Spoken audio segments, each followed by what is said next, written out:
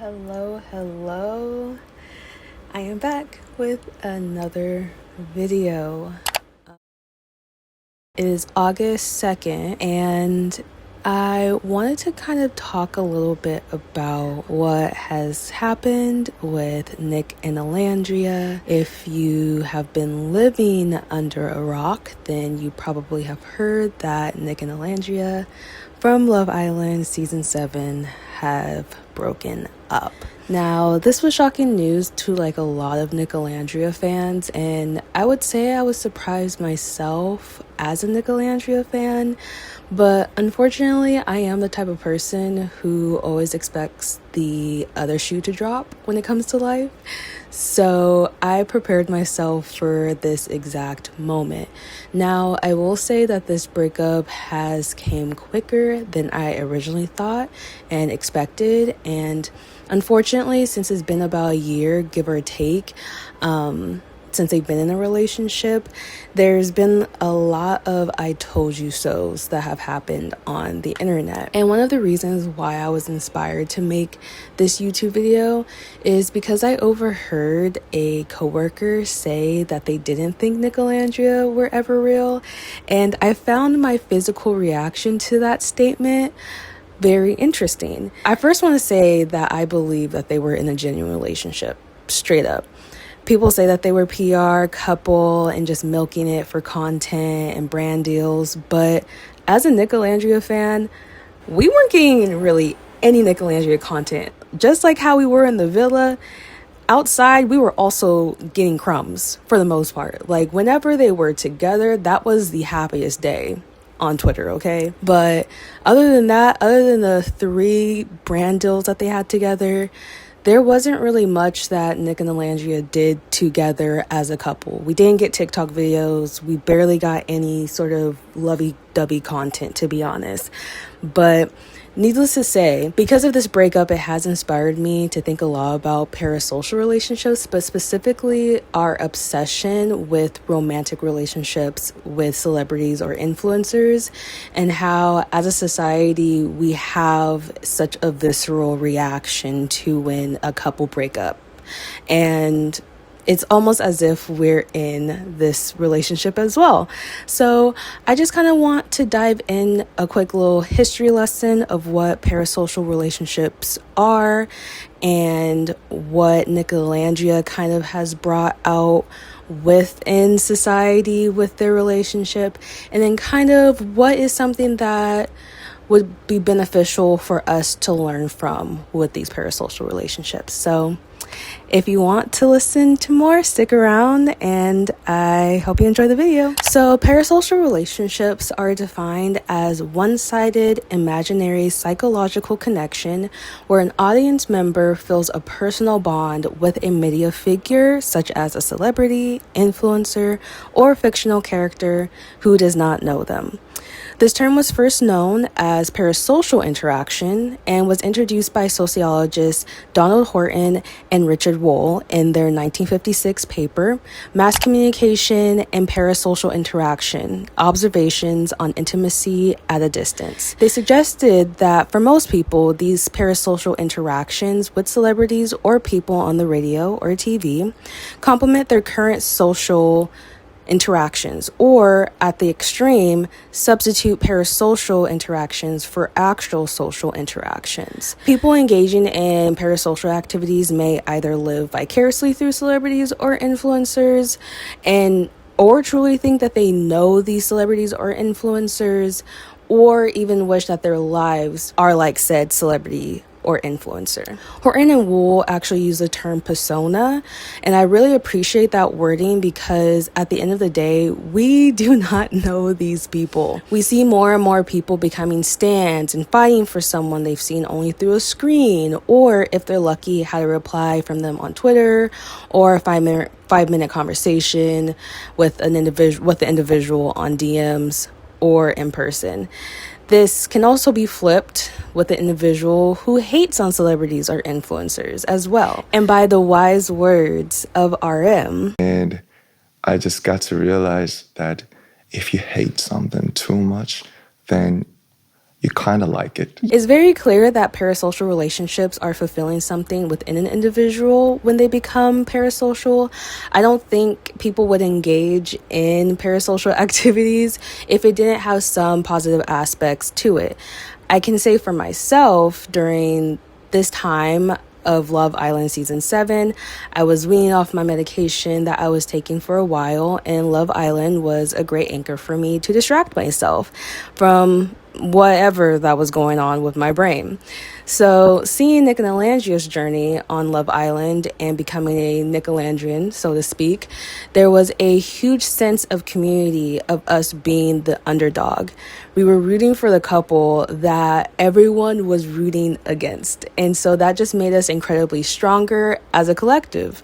I can also say that when it came to Nicolandria, in a reality TV show where time and time again, Black women are often left as not even the second choice, but not even the choice at all, to see Alandria being yearned for by Nick lit a fire within me that I have never experienced before. It was like seeing a man written by a woman come to life and all the romance tropes come to life. It was just such a fantastic time. I miss it. But with that being said, it was very easy to feel the highs, but also very easy to feel the lows. Ergo, why everyone kind of lost their minds when Nick and Alandria broke up. Now, this goes into why, as a society, do we have an infatuation with public romantic relationships? If we look at Taylor Swift and Travis Kelce, I did have to look up his name because I didn't know who he was. Zendaya and Tom Holland, Nick and Alandria. These are all people who have a public image, and once your relationship is public, if we think of Nicolandria and honestly any couple or relationship on Love Island, we're seeing an hour of these people on this island almost every day. We see the ups and downs of their time on the island, essentially believing what you're seeing on screen is who the person really is and form our opinions based on this edited version of this person. You fall in love with that persona on screen. It gives society something to admire and want to replicate, idolize, or even be a part of. It also distracts us from our own lives. It's almost similar to how people can easily fix other people's problems and go to bat for other people, but have no clue how to fix their own problems or stick up for themselves. Facing your life is too real, but investing in others is just the right amount of real, but there's just enough separation. Plus, it's usually more interesting than your own relationships, or for the most part, the lack thereof. I could also go into the political aspects of the distractions of public relationships and how if you constantly pump out unrealistic romantic relationships in media, you can distract people from the constant political warfare that this country is committing, but that would make the video way too long. With Nick and Alandria breaking up, it almost makes you think, does true love even really exist? I mean, we were going to bat for these two individuals on this island. Their story is, like I said, basically a written novel. So them breaking up, what does that really mean for the rest of us? Just because they broke up doesn't mean that true love doesn't exist. It also doesn't mean that their love didn't exist. And everyone is going to break up or end a relationship with somebody at one point in their life. I'm a big believer in that everyone that you meet or come into contact with is for a reason. And while I don't know the ins and outs of Nick's and Alandria's relationship, I do know that they did have an impact on millions of people, and it was really beautiful. And so at the end of the day, these people who got on a reality TV show to find love, and in the midst of all that chaos, they were there to support each other, and now the relationship looks different, and that's okay. Now, I will say I have been seeing a little bit of, some indication that they're, not to say that they will get back together, but that the cosmos and the universe are just very much rooting for Nick and Alandria. Now, while that may be the case, that doesn't mean that has to be their case, If they do get back together, that'll be great. If they don't, they don't, and that's also okay.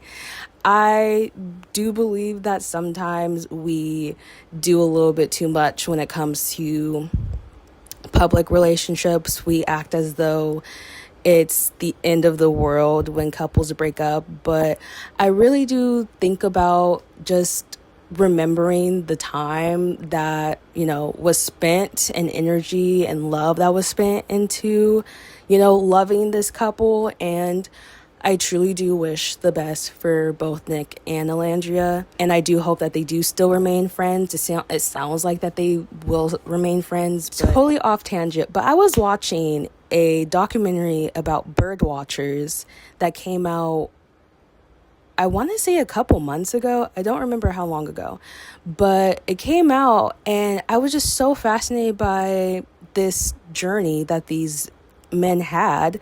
And I remember distinctly that they showed like a timestamp, and it was May 2024. And I remember like May 2024 was such a pivotal time in hip hop culture. But then I was just like, wow, that's so crazy that like some people in their lives weren't even worrying about Kendrick and Drake beef. They were watching birds. And I just find that so fascinating that like so many people can live their different lives. And not to say that one is like more morally right than the other. It's just so fascinating that there are people who spend so much time online or on online discourse, and then there's other people who are outside.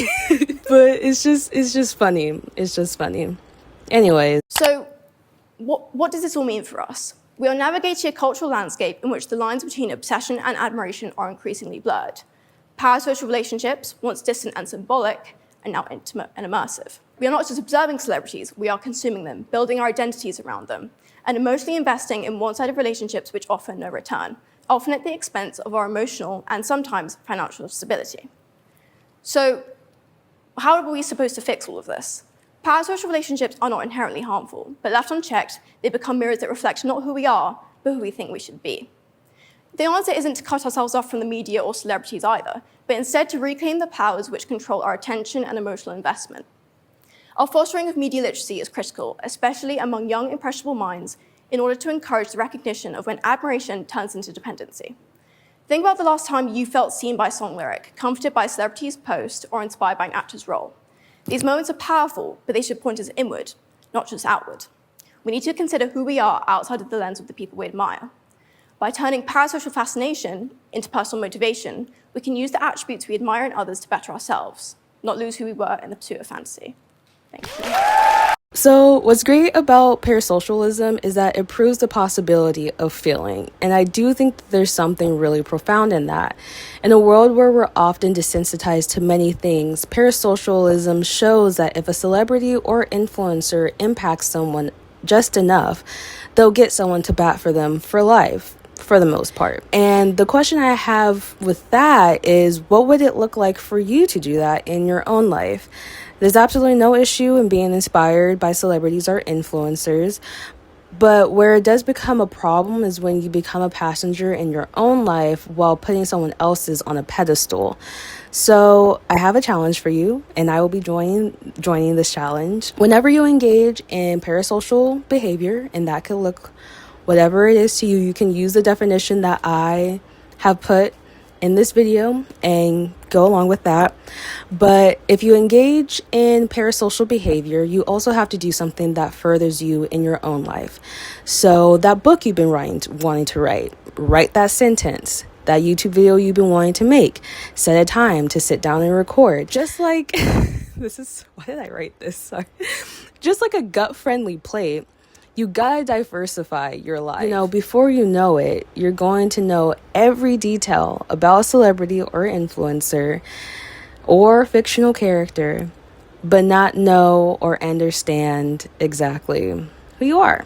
Thank you so much for watching. If you like this video, give it a thumbs up. And if you want to keep up with my videos, you can also subscribe to my channel. I post a video every 2 weeks or so. I'm trying to not be too, too heavy on the YouTube, but I'm finding the every 2 weeks is working for me. I might increase it to like a week and a half, not necessarily every week, but a week and a half, and see how that works. But right now, 2 weeks is a good sweet spot for me. So yeah, thank you again so much for watching, and I'll see you in the next one. Bye.